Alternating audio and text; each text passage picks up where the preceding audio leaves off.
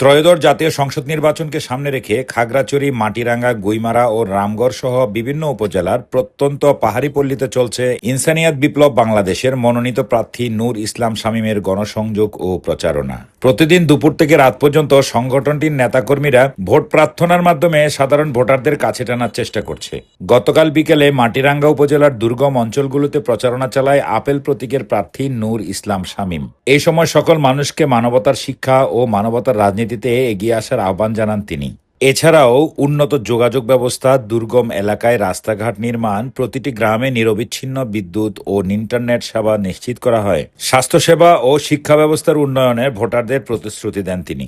প্রচারণায় উন্নয়নের মধ্যে মাটিরাঙ্গা উপজেলা সভাপতি মোহাম্মদ মুরাদ হোসেন, রামগড় উপজেলা সভাপতি মোহাম্মদ চান মিয়া উপস্থিত ছিলেন।